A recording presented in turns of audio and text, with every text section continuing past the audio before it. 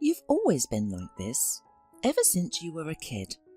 All the kids are sitting normally, they're playing, but you've always wanted more than other kids, as if you were better than the others." Erin remained silent. She knew that when her stepmother was in such a mood, it was better not to argue with her. Actually, Melissa was not a bad woman. When she started living with Erin's father and moved into their house with her son Dave, who was only a year older than Erin, the children always received the same care and punishment from her. Everything was fair. Stepmother was easily provoked, but also easily calmed down, unlike her father, who required much more effort to anger. But if Sean lost his temper, everyone suffered.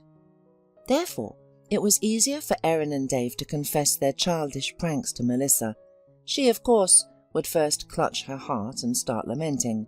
However, after the light punishment, the misbehaviour of the children was never mentioned again.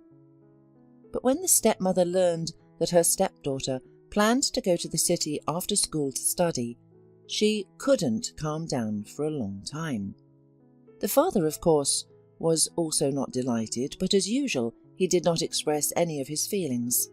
Melissa initially hoped that Erin would come to her senses and stay in their native village, just like Dave did. But unlike her stepbrother, the girl always knew that her place was not there. She dreamed of going to the city and becoming a clothing designer or stylist. Erin was not actually sure what her future profession would be called, but she was sure that she would make people beautiful, just like her mother. She didn't remember her mother very well. She left when Erin was 7 years old. But whenever the girl thought of her, the image of a light fairy from a fairy tale would come to mind.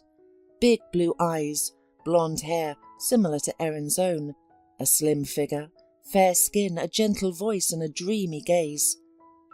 In their village, Erin's mother seemed like a creature from another world. She didn't know how to tend the garden or feed the chickens. Daddy did all the housework, and sometimes his mother would help.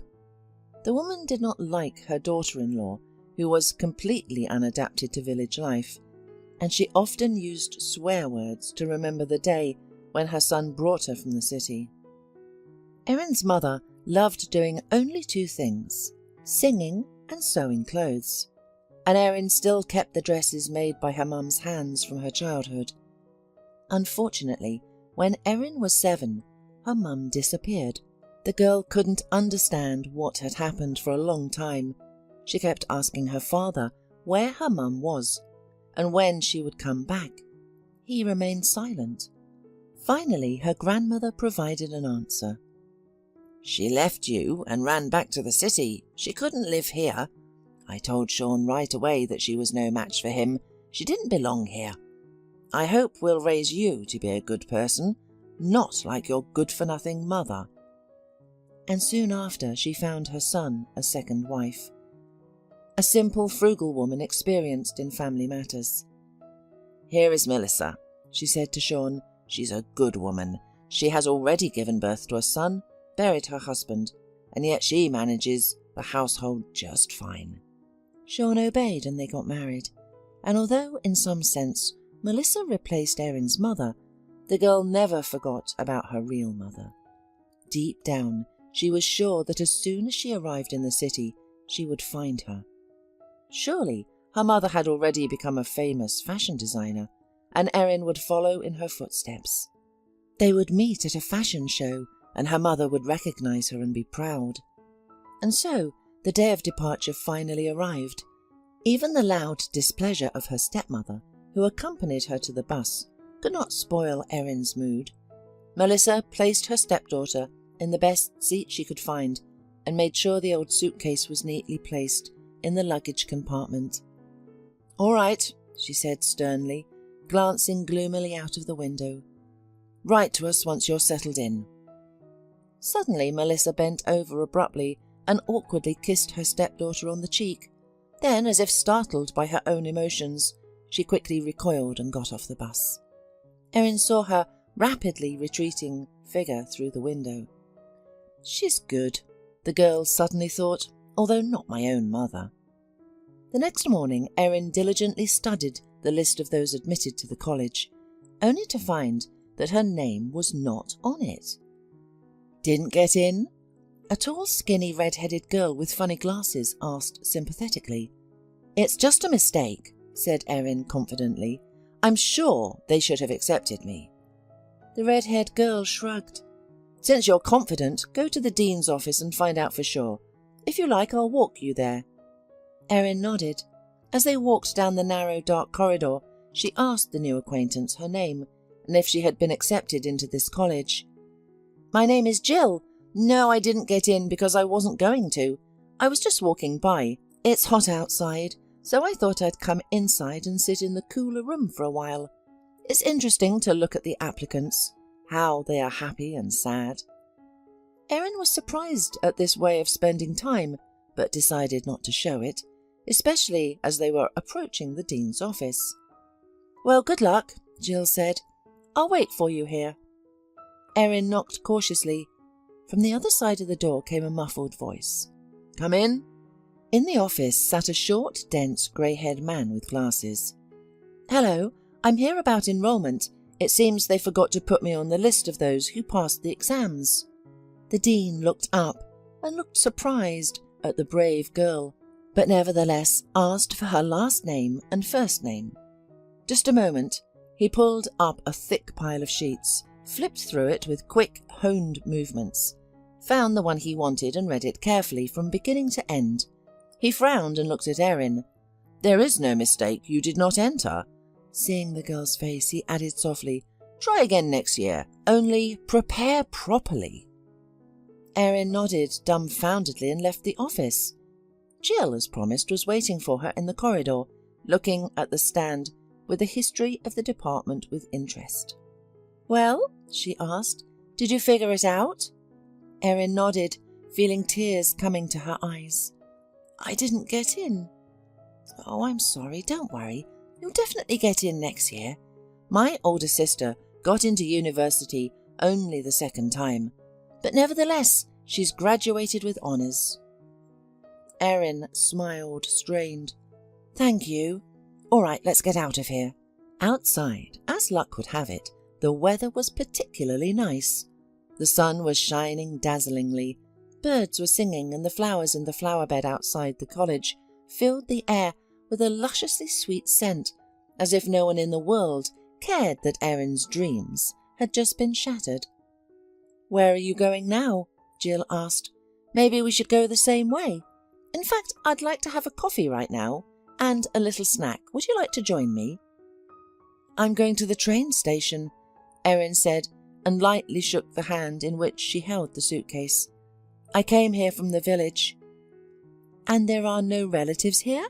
Jill asked in surprise. "My mum lives here," Erin wanted to say, but held back and only shook her head negatively. Jill looked at her thoughtfully, as if pondering something. Finally she asked, "Do you want to go back home to the village?" "No," replied Erin. "Then let's go and drink coffee and we'll figure it out." They went to a small red car. Jill threw Erin's suitcase in the trunk and they went to drink coffee. 15 minutes later, the girls were sitting on the terrace of a cosy cafe. "Delicious coffee," said Erin. "Thank you for treating me." "You're welcome. What was your plan, in case you didn't get in?" Erin sighed and lowered her eyes. "I didn't have a plan. I was sure I'd get in." "Gee, life is so unpredictable.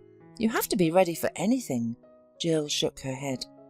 Meanwhile, Erin continued, "I don't want to go back to the village, Jill, but there are no other options.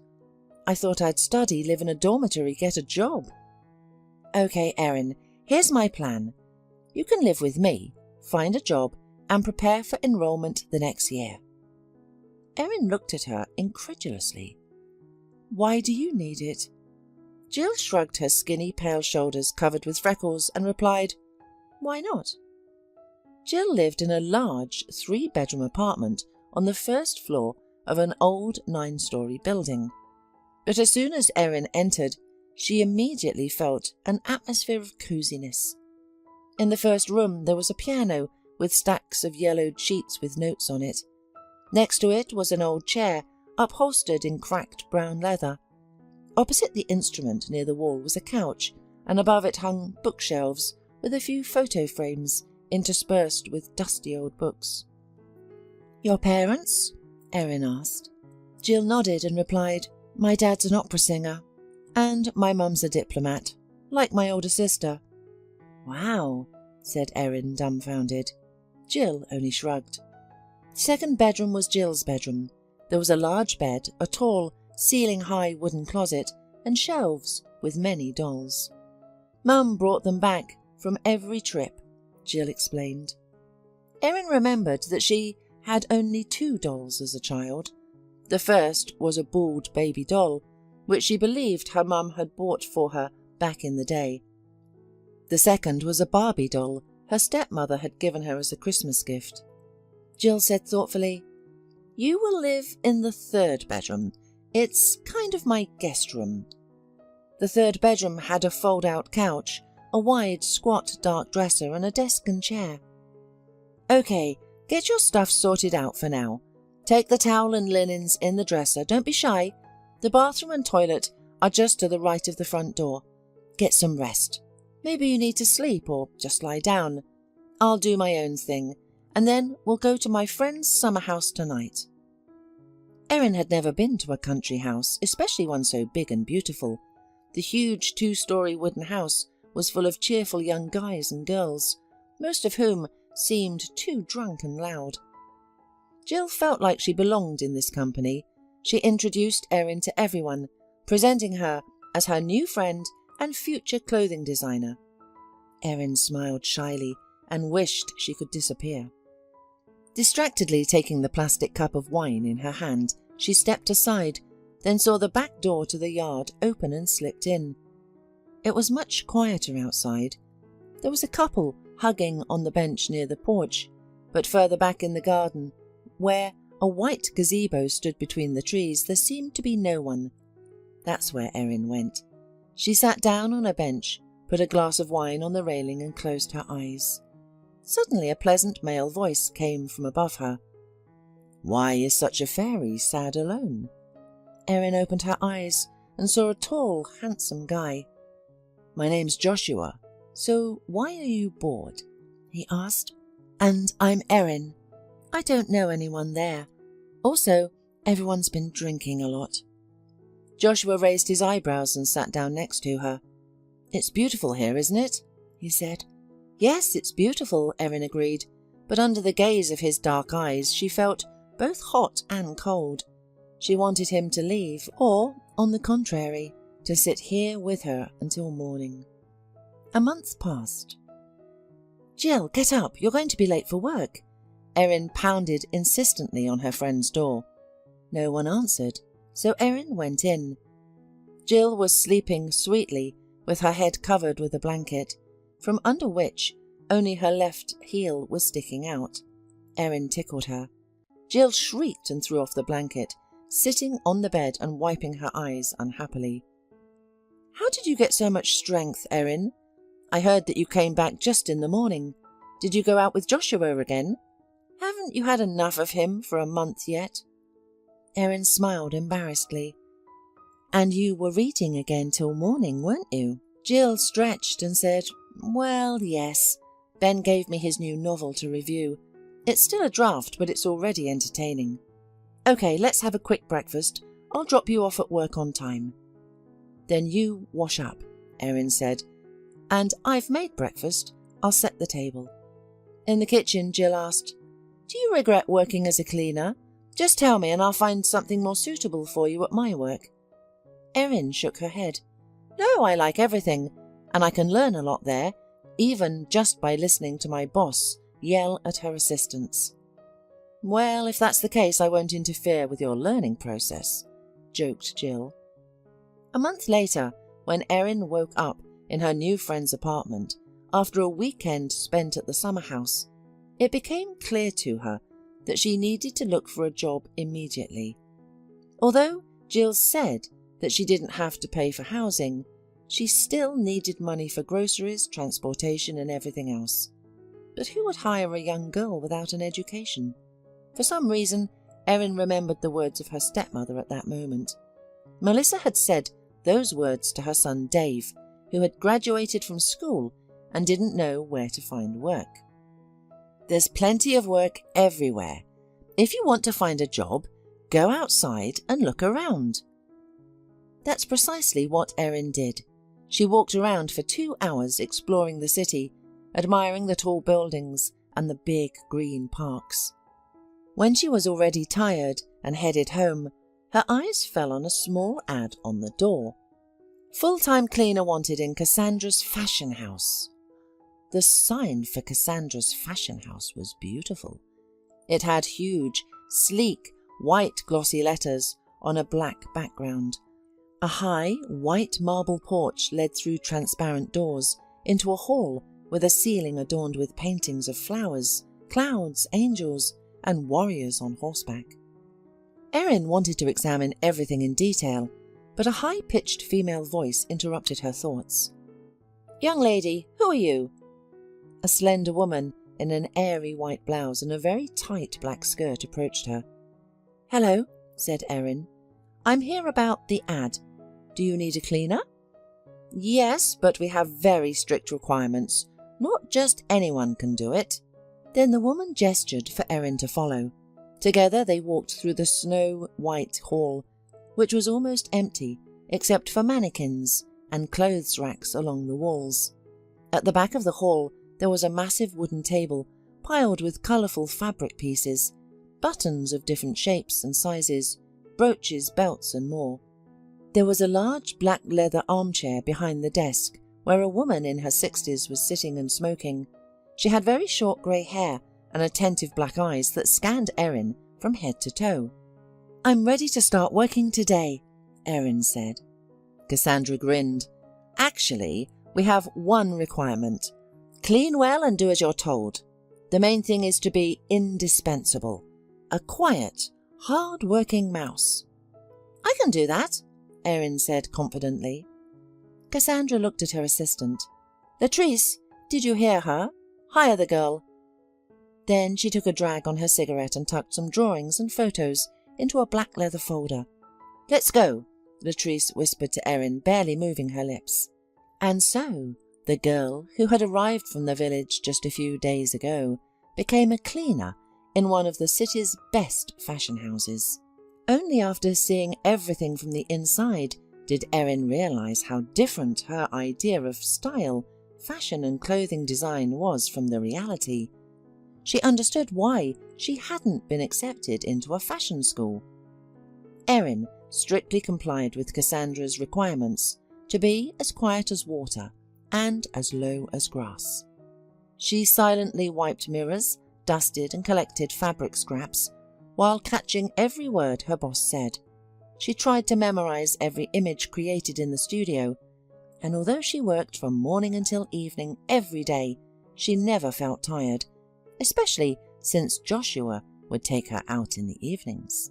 Erin had never met someone like Joshua before. He was spectacular, energetic, easygoing and always in a good mood. All the men in her village, regardless of their age, always seemed preoccupied with something, usually thinking about how to make money and how to spend it on alcohol. But Joshua took her to a new place every day.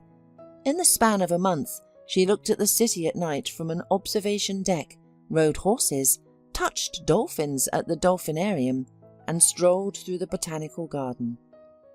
Within a week, Erin realised that she had fallen in love. True, Joshua hadn't said anything about his love to her, but she could see that he felt the same way. It felt like all those years of living in the village with a strict stepmother and a cold father, impoverished and without love or attention, were finally over. Now everything would be fine in her life. In addition to work and meetings with Joshua, Erin diligently prepared for enrollment. She started studying all the textbooks she could get her hands on. One day, she cautiously approached Latrice and timidly expressed her desire to learn more about fashion and style. "Follow me," the assistant said nonchalantly, leading Erin into a dusty back room. There were piles of folders, magazines and drawings. "These are the archives of our fashion house," she explained. "Study them, memorize them. Some even have Cassandra's notes on them. Erin, you're a good girl and good at your job. We haven't had a cleaner last longer than 3 weeks. I can see that you catch every word Cassandra says. And that's right." Erin decided to come clean. "I want to be a fashion designer too, and I plan to go to college next year to try it out." Latrice said thoughtfully. "What's there to say? The road will be travelled by the one who walks it. So don't waste any time. Learn everything from the very basics, perfect your drawing, and move on to our archives." Erin had never felt so happy. The next day was her day off. Joshua had promised to pick her up in the evening and surprise her. In the morning she did not want to get up at all. After all, the past month was very busy, and she didn't want to miss the opportunity to lie in bed as much as she wanted. She had never had that luxury at home. Her stepmother always woke her and Dave up bright and early and assigned them chores. Erin still remembers how she spent the whole morning making dumplings on the eve of her birthday. The thought of dumplings made her nauseous. The girl opened her eyes and finally shook off sleep.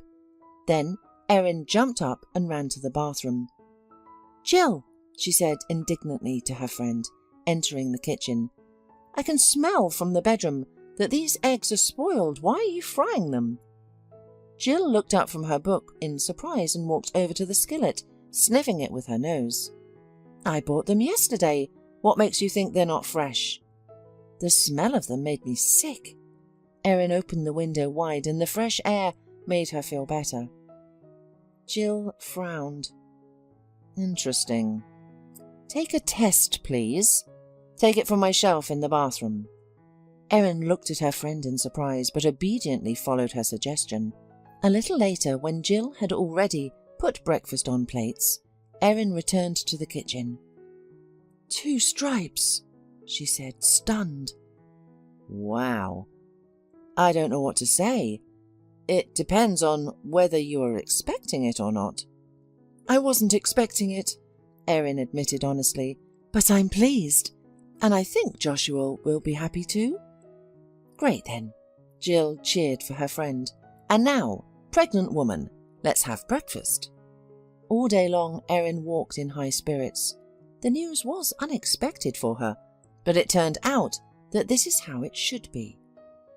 "I have to tell my father and stepmother," Erin thought, and at that moment she remembered that she still hadn't told them that she hadn't gone to college. She felt ashamed. How could she have forgotten to call them? Her father must think that she had become conceited or had run away like her mother. She also remembered how Melissa had kissed her goodbye and told her to call more often. Okay, at least now she had a story to tell. She had a job, she was actively preparing for enrollment, she had a fiancé, and she would have a child. In the evening, Joshua was late. He was supposed to pick her up half an hour ago. "Call him," Jill said. "What if his car broke down or something?"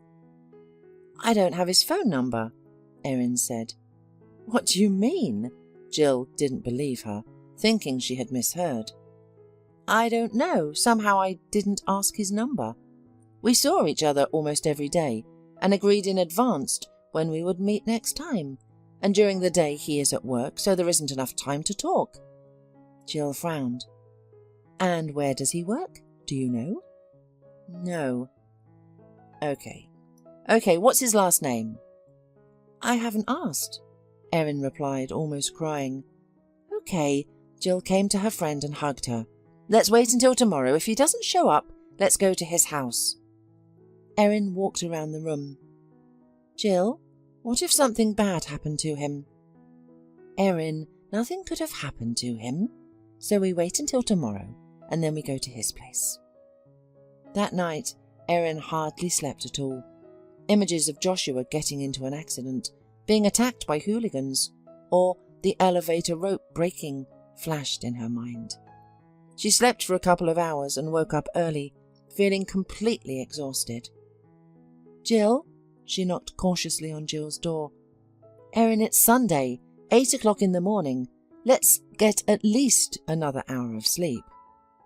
Let's go, please. I can't take it any more. Okay.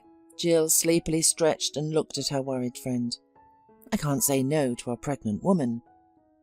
Erin was desperately knocking on the door of Joshua's apartment, but no one opened. She hadn't taken her finger off the doorbell button for probably 5 minutes. Jill stood nearby, growing increasingly gloomy. I guess we should call the police, Erin said. What if he's lying there on the floor unconscious? Well, yes, Jill said in a strangely colourless tone. At that moment, the door to the apartment across the hall opened. What's with all the noise in the early morning? Asked a sleepy woman in her mid-40s wearing a robe, unhappily. I'm sorry, Erin turned to her. We're just concerned because the person who lives here won't open the door. We're worried that something bad might have happened to him. Why are you looking for him here? The neighbour asked, even more disgruntled. He moved out yesterday. He left with his bags. This wasn't his apartment? Jill clarified. No, of course not. He must have rented it for about a year. I see, Jill said. Thank you. Let's leave, Erin. She firmly took Erin's elbow and led her towards the elevator. I don't understand anything, Erin said as they headed home. How could he just leave without saying anything? Jill pressed her lips together, gripping the steering wheel even tighter. It was as if she struggled with herself for a while, but she finally said, Erin, I'm sorry to have to tell you this, but I don't think there's anything wrong with Joshua. He only used you when it was convenient for him, and now he has apparently moved on to other things and other women. How could you say that about him? Jill braked sharply and parked. She turned to her friend and looked at her. Erin, wake up. Do you think it's normal to date someone for a month and not know anything about them? No last name, no place of work, no phone number. Do you think it just happened accidentally? Erin remained silent. Jill saw tears streaming down the girl's cheeks. All her anger suddenly vanished. I'm sorry, she said. I didn't mean to hurt you. I just don't want you to live in an illusion and make excuses for him. The tears continued to flow and her mind was blank. Strangely enough, at that moment, Erin didn't feel any pain. Instead, everything inside her seemed frozen. 2 months passed. I wish I could go with you to the ultrasound, Jill sighed, but I really need to be at work. Don't worry, I feel fine, and it's only a 4-stop bus ride from work, Erin said, struggling to button up her jacket. By the way, how did your boss react to your pregnancy? Jill asked, finishing her coffee. Erin let out a sigh. Cassandra doesn't know yet. I don't think she sees anything beyond outfits, and she certainly doesn't pay attention to some cleaning lady. Latrice, on the other hand, has her suspicions. I guess I can hide it somehow for another month or 2, and then that's it. I'm afraid they'll fire me if they find out. That's illegal, so don't worry. If they try anything, I'll report them to the Labour Inspectorate. And remember, I've told you many times, you can live with me for as long as you want, even if you're not working. You don't have to go back to that village. Have you told your parents? I've only told them that I didn't get in college and I got a job. And them? Scolded? Called you back? Oddly enough, no, Erin chuckled. Actually, my stepmother replied. I don't know what my father really thinks, but she said not to get upset and that I could definitely enroll next year. It's really strange, to be honest. Well, maybe she missed you and realised how difficult it is to manage the household without a helping hand. I'd like to meet your family, but later. Erin smiled at her friend and went to work. It was on that day that she realised that her boss had noticed the changes in her appearance, even though Erin tried to hide it. When the workday was over, Cassandra called her into her office. She's probably going to fire me, Erin thought, wiping her sweaty palms on her pants. Cassandra, as usual, was smoking. and looking at the sketches spread out on the table in front of her. "Have a seat, Erin," she said, pointing to the chair beside her. Erin sat down, trying to suck in her belly as much as possible, although it was no longer possible. "Which one?" Cassandra asked, sliding 2 pictures towards her. "For the window display?" "Yes, it will be placed in the centre." Confidently, Erin pointed to the photo on the left. "Why?" Cassandra asked. "It looks more vibrant. The second image seems casual, but this one reflects the collection you've been working on." Erin hesitated for a second but continued. "And I also think it creates a kind of New Year's atmosphere. People will look at it and immediately feel that the holiday is approaching." Cassandra said thoughtfully, looking at the picture again. "Not bad. By the way, I called you here for a reason. Would you be interested in moving up to a junior assistant position?" Erin was surprised as she looked at her boss, but Cassandra appeared completely serious. "Of course," answered Erin. "Great. Don't be surprised. Latrice told me about your plans for the fashion world. I'm not blind myself. I can see that you don't miss a single word. And by the way, soon you can't wash the floors with your belly." "So you know?" asked Erin in surprise. "Sweetheart," Cassandra sighed. "I'm old, sure, but I'm not blind yet." "You're not going to fire me?" Erin cautiously asked. "Did you even listen to what I've told you?" "Yes, but—" "So that's it. Return to your work now." Cassandra abruptly opened the sketch folder and focused her gaze on it. Erin already knew it was best not to approach her boss at times like this. She carefully stood up, whispered, "Thank you," and left. Later that evening, Erin stood at the bus stop and waited for the bus. She stepped from foot to keep warm. There was only one elderly lady at the bus stop. Although Erin didn't like staring at strangers, this woman caught her attention.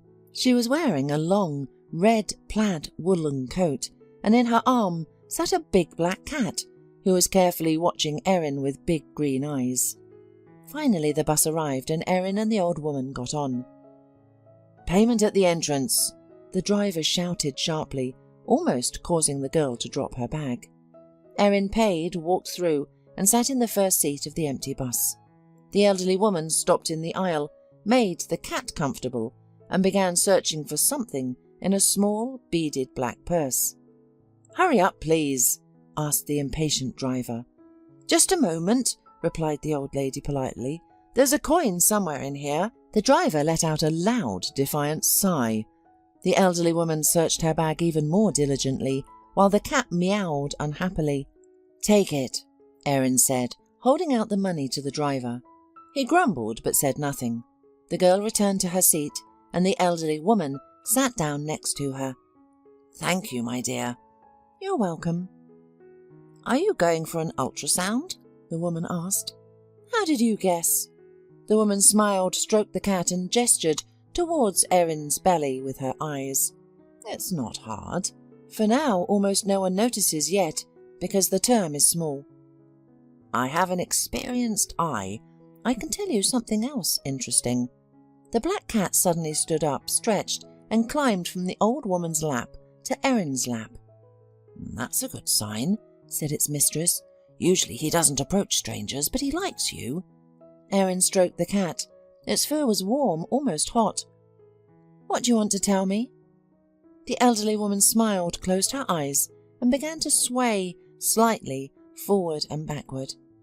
"You yourself were an accidental child, but brought much joy by your birth. You will find a mother twice more. First falsely, then truly. The path you have chosen is the right one. Follow it. Name your daughter Holly. Don't go back to the past. Look to the future." The elderly woman's voice, so sing-song smooth and quiet, as if led Erin into some kind of trance. She heard everything, understood everything, but it was as if time had slowed down and every word of the unexpected prediction was etched into her memory. "Girl," came the familiar rough voice of the driver. "Girl, this is your stop. You're getting off here, aren't you?" Erin looked out the window. Yes, it was the right stop. She hadn't even noticed when the bus stopped, and the most amazing thing was that the old lady with the cat in the next seat was no longer there. "The baby is developing perfectly. All indicators are normal. I don't see any pathology," said the doctor, a beautiful young woman who explained in understandable words what she was doing and the results of the examination. "You're having a girl." Erin remembered the strange woman's words. "Name your daughter Holly." Once home, Erin happily laid down on the sofa and closed her eyes. Finally she could relax after a day full of events and reflect on everything. Her feelings towards fortune-tellers, clairvoyants and other mystics was hard to define. I should remember what the old lady with the cat said. Name your daughter Holly. It's a beautiful name. Joshua would like it. Every time Erin thought of Joshua, her heart clenched with pain. She instinctively placed her hand on her belly. She would never admit it to Jill, but deep down she still held on to the hope that he would return. She had even dreamt of him a few times, and in each dream he assured her that it wasn't his fault he had to leave her, and that they would be together forever now that he was back. "You will find your mother twice more, the first time falsely, then truly." Erin recalled more of the old woman's words. Amidst everything that had happened, the search for her mother had taken a back seat. Perhaps it was now worth pursuing, starting with her father. Most likely he would know her mum's relatives, friends, her old workplace, or some addresses. Without delay, Erin went to her hometown. As she walked along the familiar street, she felt a strange sensation. It was as if she had never left, and yet had never been there before.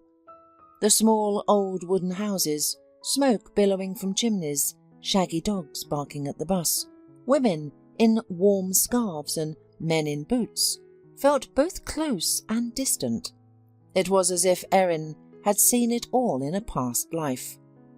Upon seeing her house, she realized how much had changed in the past 6 months. She had left as a little girl, a schoolgirl of yesterday, and returned as a future mother. "Erin! Erin is here!" Her half-brother's voice rang out. Dave was chopping wood when he spotted her. He dropped the axe and ran to her. With his ruddy cheeks and hair sticking to his forehead, he embraced his half-sister tightly, lifting her up and spinning her around. "Dave, let me go!" Erin laughed. "I'm very glad to see you, too. Are our parents at home?" Dave nodded and they entered the house. Dave kept his huge arm around Erin's shoulder and didn't want to let go the entire way. Erin felt suddenly ashamed that she hadn't called him once during this time. Her half-brother had always treated her like a sibling. Inside she was greeted by her stepmother, standing by the flower-covered table, cooking as usual. Her father was not in sight, likely sitting in front of the TV. "Mum, Erin's here!" Dave shouted. Melissa turned her head and gasped. For a moment it seemed as if the stepmother was pleased with her, and even as if she wanted to embrace her stepdaughter. But after a second, as if embarrassed by her impulse, she put her hands to her sides and spoke, pretending to be angry. "Well, look who's come to us, all of a sudden. For half a year I've hardly heard a word, and now you just drop in unexpectedly, like snow on my head." The stepmother took a noisy breath as if regaining composure and continued, "Come in, take off your coat. Why are you standing there? It's as if you've never been here before. And come to the fireplace quickly, you're freezing. Your nose is white. Dave, make her some tea with ginger." Erin's father appeared in the kitchen. He wiped his eyes, confused, and didn't immediately realize what the commotion was about. When he saw his daughter, he didn't even smile. "Hi, Daddy," Erin said and hugged him. The father hummed oddly, barely hugging his daughter back.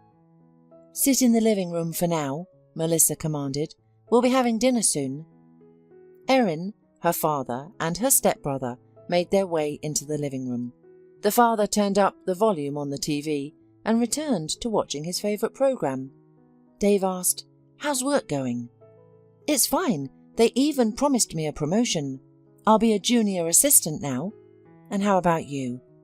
The young man shrugged. "Fine. I'm home for now. After the new year, I'll go to the north for a 3-month shift." "Wow," Erin wondered. Her brother looked pleased. "Mum's worried," he said. "It's as if you aren't happy with this idea either. But I'm glad. I'll make money, and I can finally see the world outside our hometown." Erin suddenly realised that Dave probably never went farther than their village. She decided to tell her stepmother about her pregnancy the next day, especially since Melissa had been suspiciously eyeing her the day before. Each member of the family reacted differently to the news. Dave was happy to become an uncle. The stepmother gasped and said, "Oh my God, I knew it." The father simply got up and went outside. Dave calmed Erin with a nod and followed his stepfather. "It's nothing," Melissa said. "He'll come to his senses. Currently he's just a little shocked, of course." Erin suddenly realised that she could take advantage of the impact her news had made and talk to her stepmother. "Melissa," she began timidly, "did my father ever tell you about my mother?" Her stepmother looked at her unhappily, frowned and answered, "Yes, when we began to communicate." "Please tell me everything you know. It's not like he'll ever tell me, and I'm an adult, I have a right to know." The stepmother looked at Erin's belly and sighed. "Okay, you're going to be a mother yourself soon. It's not good for you to be carrying all that weight with your own mother for so many years." Erin felt her heart racing. Was she really about to find out what had happened to her mum? "I don't know all the details," Melissa began.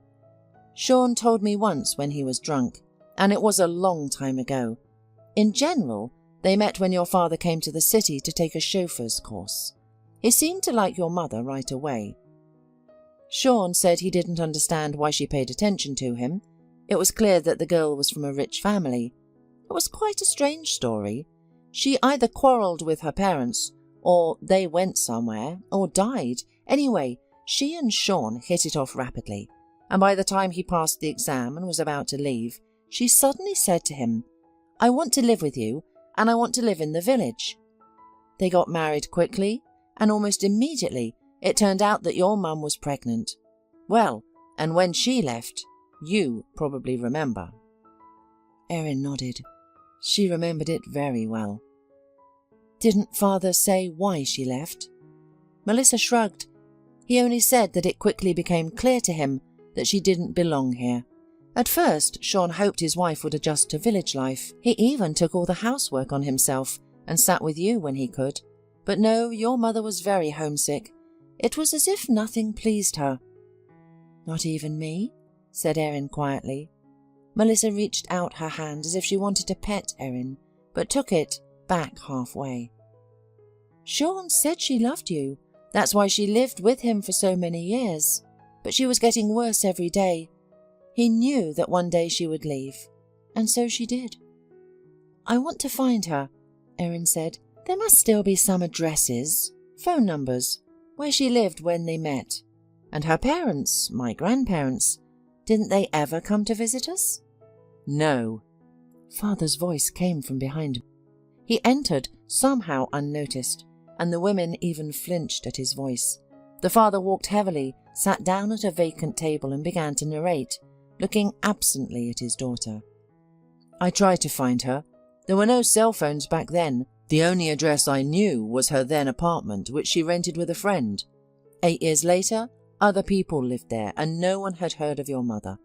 Her parents, I've never seen either.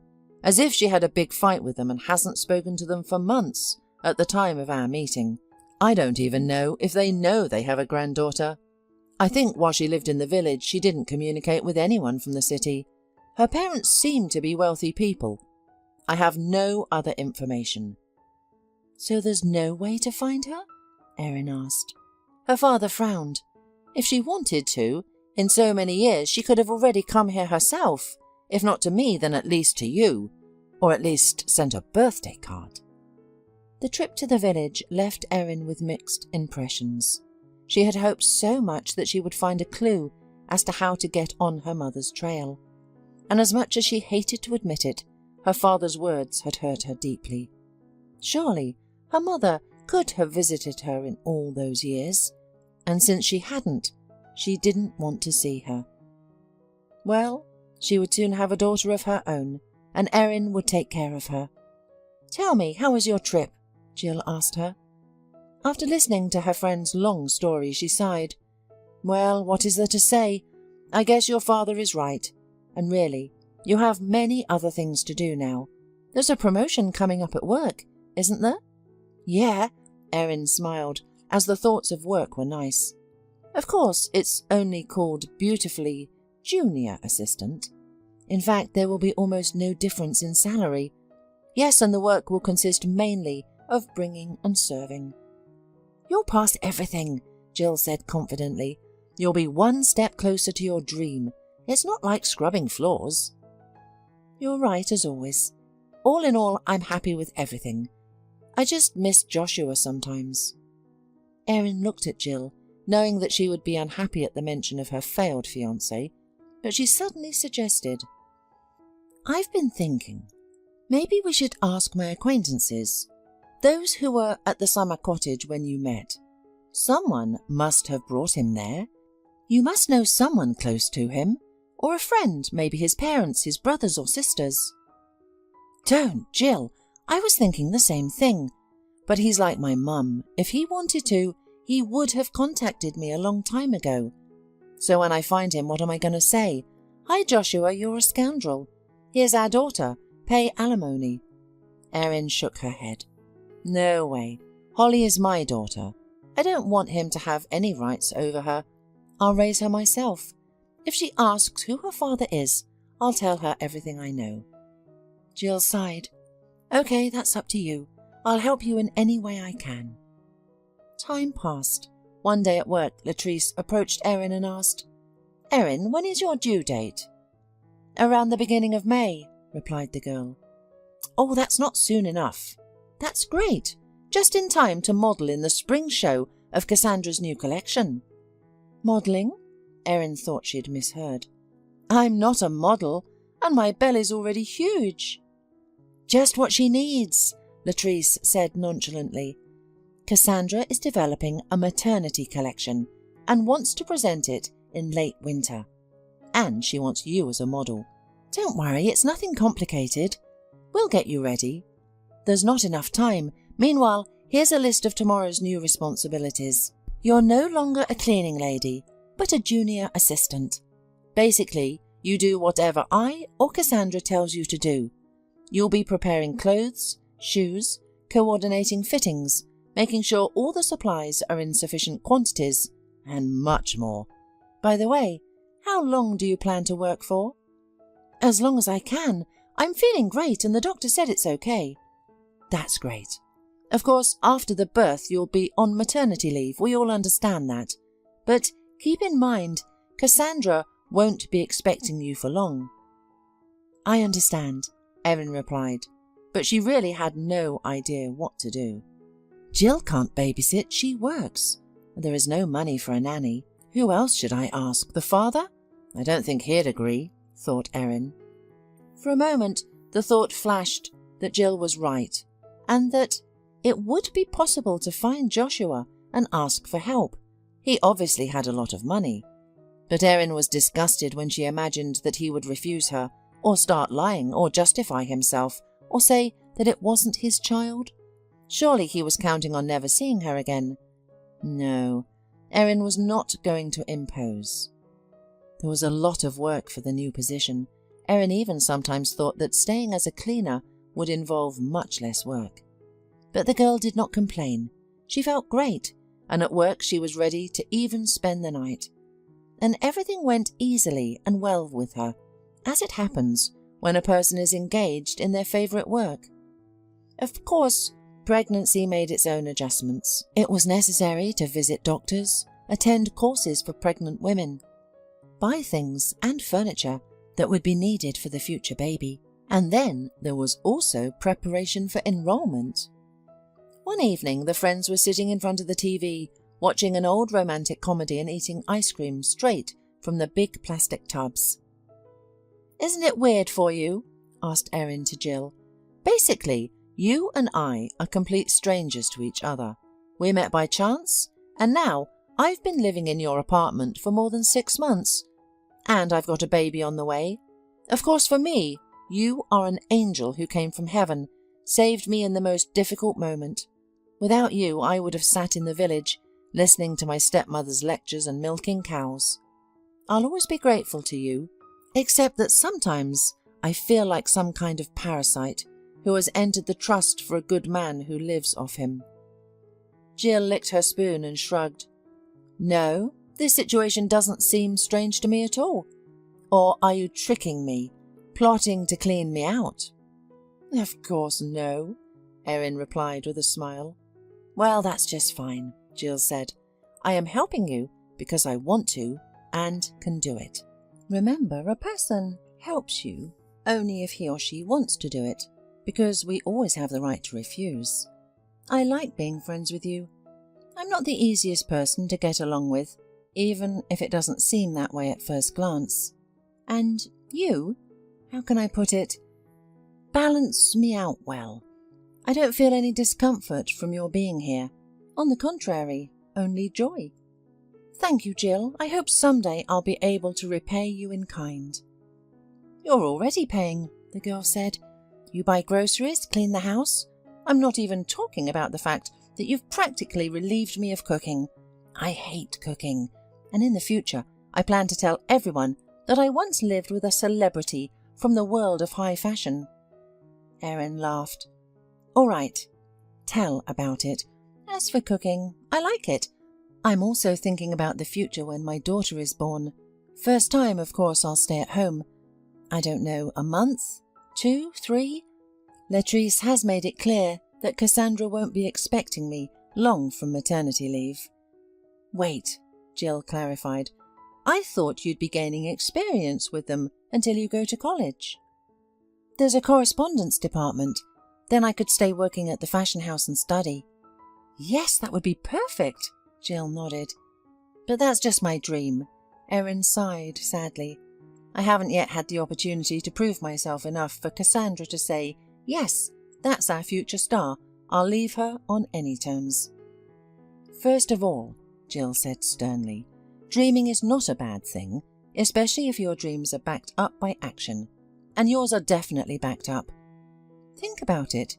More than 6 months ago, you were a naive little country girl. I'm sorry, but you were. Now, you're a young, confident mum-to-be who works at the hottest fashion house in the city. That's quite a leap. Second of all, you have some kind of fashion show at the end of winter. Maybe you can prove yourself there, at least as a model." Erin thought for a moment. "Maybe you're right. If I can be useful to Cassandra in creating her maternity collection, maybe she'll notice my efforts." "Great. What other news do you have?" "Nothing else," replied Erin. But she was lying. Yesterday, Erin saw her mother. Latrice had sent her to pick up a box with terribly expensive, exclusive costume jewellery for a new photo shoot. "You're not a stupid girl," she said to Erin, "but just to clear my conscience, if you lose it, Cassandra will take 3 hides, and she won't care that you're pregnant." "Understood," Erin nodded. The valuable cargo had to be picked up from a luxury shopping centre. The brand representatives had an office there. Erin had not been here before, and she was curious to see the expensive boutiques, the elegant fountain on the first floor, the beautifully dressed customers. She used to think that all rich women dressed very stylishly, but now she realised that only 2 out of 10 women seemed tastefully dressed. Erin took the box without any problems and decided to go downstairs on the big transparent elevator. It travelled slowly, stopping at each floor, so there was an opportunity to look a little more at the new world of wealth for her. On the 7th floor, a whole flock of very young girls entered, all with many bags. Erin pressed herself against the transparent back wall of the elevator and turned to face it to continue her observations. Suddenly, a woman caught her attention. She was coming out of some boutique, accompanied by two tall, almost identical men in black, obviously security guards. The woman was wearing a light white dress. Her luxurious blonde hair flowed easily over her shoulders, and her large blue eyes looked somewhere thoughtful in the distance. Erin recognized her at once. It was her mother. Although she hadn't seen her for more than 10 years, she hadn't changed at all. Erin's heart pounded and her legs gave out, and she almost dropped the precious box. The elevator passed very close to the place where the dazzling beauty in white stood with her guards, and for a moment Erin thought that her mother looked at her and even recognized her. On her face flashed either amazement or fear. But the elevator, all the way up to this barely crawling, here as if by chance, flew downward with an arrow and did not stop until the first floor. The girls with the bags got out and Erin followed them. She didn't know what to do. Should she rush back upstairs and start looking for her mother all over the mall? Suddenly, the nausea hit her, and she almost ran to the exit for fresh air. On the street she felt a little better, and she was already hesitating. Maybe this woman just looked alike. Especially, Erin had only seen her for a few seconds.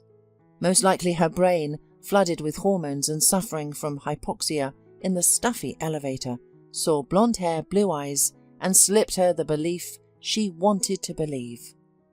Nevertheless, this episode now constantly rose before Erin's eyes. Toward the end of January, Erin began to realize for the first time that she was pregnant. No, psychologically she understood it, but with her body, she felt only periodic movements of her daughter, and that was all. What the other girls told her about swelling, fatigue, weakness had bypassed her. But now she became slower. She didn't want to get up early. It became harder to put on her shoes in the afternoon. She wanted to lie down. Jill noticed it first. "Okay, Erin, you need to regroup your strength," she said. "Focus on work and do less housework." "Who's going to take care of the house then?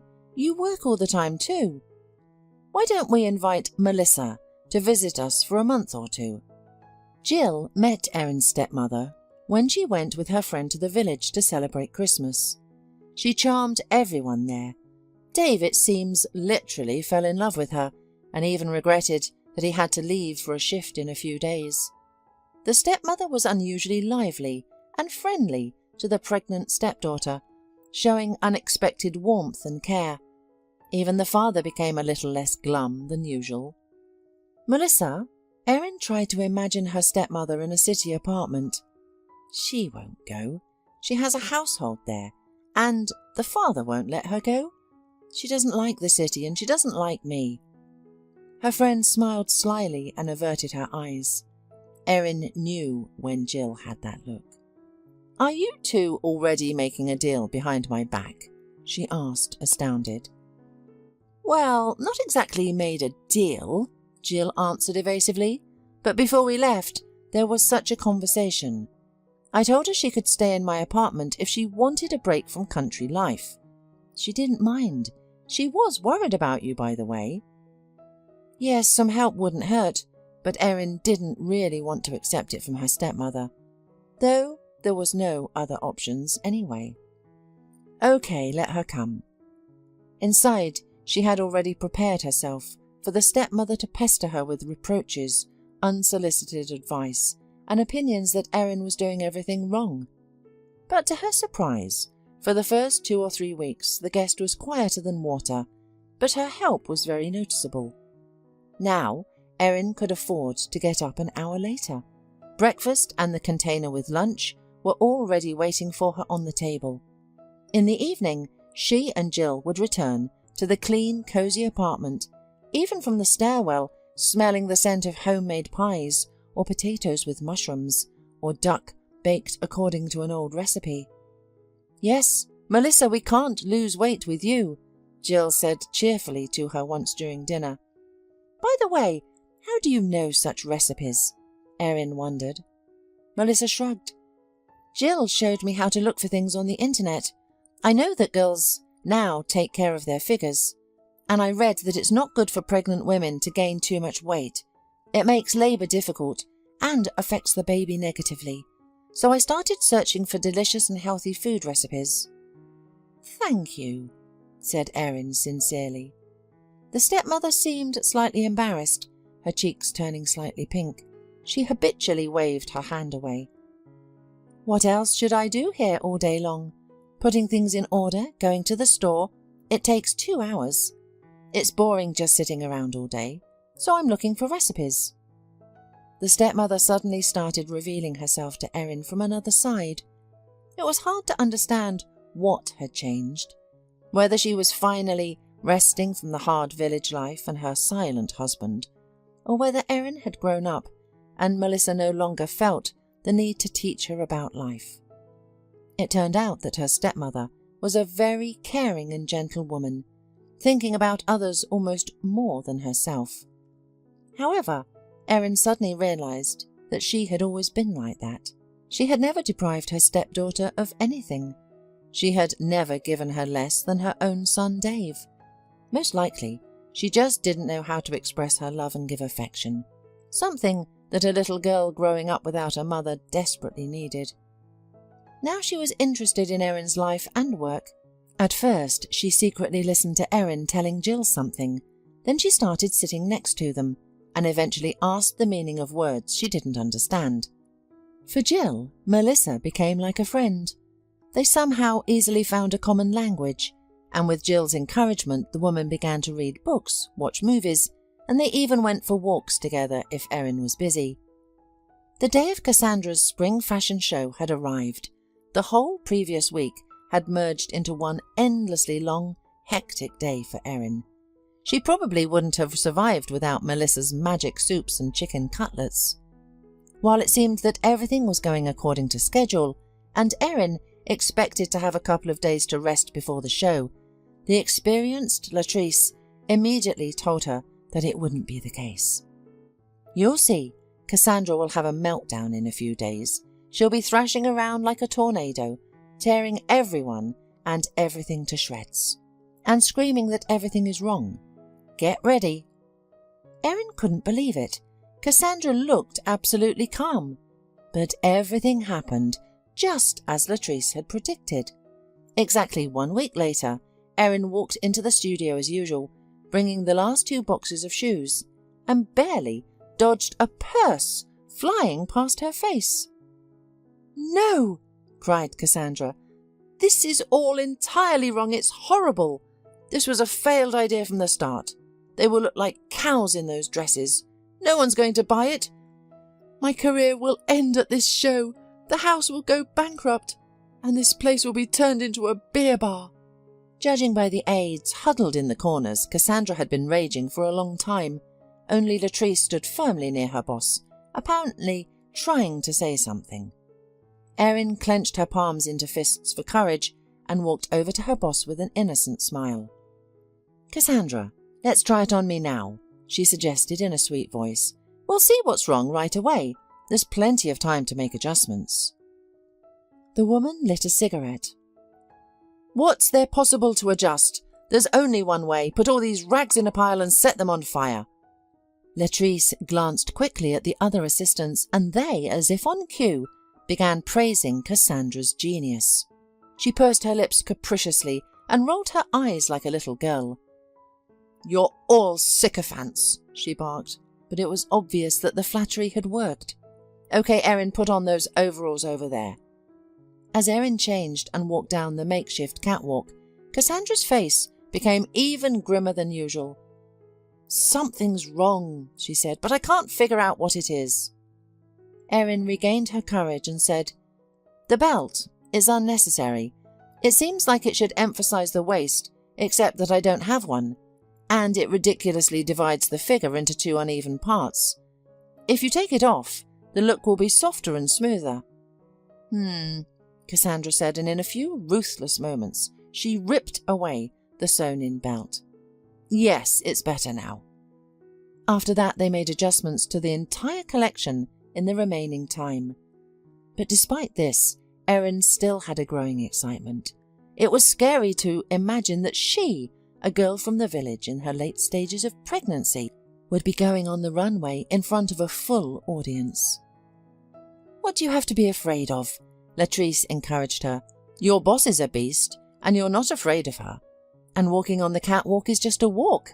I'm sorry, but this is Cassandra's night, not your recital. You'll be looked at as one of many models, nothing more.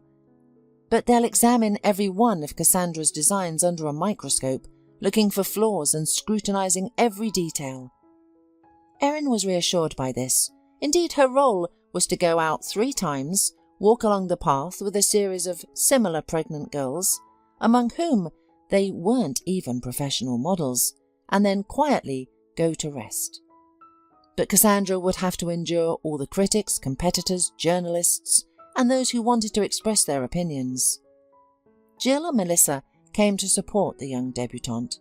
As a thank you, Erin herself prepared their outfits for the show. Jill wore a long emerald green dress that complemented her curly red hair, and her stepmother wore an elegant light beige suit pant. She even straightened her back, and no one would now think that this woman had lived in the village all her life. Erin didn't even remember her first appearance. The hall in front of her eyes merged into one big blur, and she only mechanically stepped over her feet and maintained a trained smile on her face. When she came backstage, Latrice hugged her tightly. "Erin, you're a smart girl. That was wonderful. Quickly, change for the second walk." The second time was already a little calmer. She even spotted Jill and her stepmother in the 3rd row with her eyes and smiled at them. At the same time, a vague uneasiness came over her. Erin didn't understand what caused it. Her stomach didn't ache, so it definitely wasn't related to the baby. It seemed like she saw something. But what? "Erin, change your clothes quickly, you're closing the show," Latrice shouted to her. For the 3rd time, even though she was the last to go, Erin was absolutely confident. The show was almost over, and judging by Cassandra's satisfied face, everything had gone great. The audience's reaction made it clear that they were enjoying everything. Erin's eyes glanced at the front row, and she almost tripped when she saw a fragile blonde in a dazzling black dress. It was her! There could be no doubt now. Her mother was looking right at her. Erin didn't realize how she didn't faint or drop everything and run to her right off the stage. On autopilot, the girl finished her walk, remaining on stage with the rest of the models. She even seemed to clap and smile when Cassandra came out, and the audience greeted her with a round of applause. But Erin herself didn't take her eyes off the woman in the front row. Her mother recognized her. She certainly did. Barely waiting for them to get off the stage, Erin ran without even changing her clothes. The guests from the show moved to the next room, where the buffet was to take place. The girl squeezed among the guests. Someone recognized her, said compliments, but she heard nothing, looking for familiar blonde hair and a black dress in the crowd. "Mum!" she finally cried out. There was no doubt now. She hadn't changed much in 12 years, but maybe her cheekbones had gotten a little sharper, her gaze a little harder. "Erin?" the woman said cautiously and lightly touched her arm. She looked more frightened than pleased. "Did you recognize me, Mum?" Erin asked cheerfully. "Of course, my girl. How could I not recognize my baby, even though you have grown up?" The mother nodded at Erin's belly with a smile. "You're getting ready to become a mother. I was hoping you wouldn't have it as early as I did." "Early?" Erin asked, perplexed. Her mother looked away, apparently not wanting to draw unnecessary attention to them. Somewhere in the distance she could see vaguely familiar silhouettes of men dressed in black. Erin remembered them as the security guards who had been with her mother at the mall back then. "Let's step back a little," the mother asked affectionately. They walked through the halls and out onto a covered balcony where it was warm and empty. The mother sighed, rubbed her temples, and seemingly determined to tell everything, began. "I wasn't even 18 when you were born. I told Sean about the pregnancy right after the wedding. He figured out the truth later." The truth? Erin asked, and then she realised. I'm not his daughter, right? The mother lowered her eyes. Yes, I was very young, stupid and spoiled back then. My parents are very wealthy people, and they never denied me anything. That must have played a part. When I became a teenager, I suddenly started showing my rebellious side, drinking, smoking, going out with different bad guys, and then one day, for reasons I can't remember, I had a fight with my parents. I decided to run away from home and start a new life. I found a new boyfriend, and we started renting an apartment. I had money. Then I found out I was pregnant, and that's when I met Sean. He was so simple, so honest, entirely different from the guys I had been with before. I thought the universe was sending me a sign. I went away with him to a village so my parents wouldn't find me. We got married, and then you were born. And then? Erin asked in a completely dry voice. Her mother looked at her guiltily and immediately averted her eyes. I couldn't live there. The youthful fervour ran out quickly. I realised I was still too young to be anyone's wife, let alone a mother. She suddenly took her daughter's hand, and Erin barely held back from pulling her hand away. I tried, honestly, the mother continued. You should know how much I convinced myself to stay. Every night when you and Sean fell asleep, I looked at you and said, here they are, my family, my husband, my child. But I felt nothing. You were like guards keeping me in a cage I couldn't escape from. Like guards? Erin asked, feeling tears running down her cheeks. And one day I just ran away, her mother continued, as if not hearing her.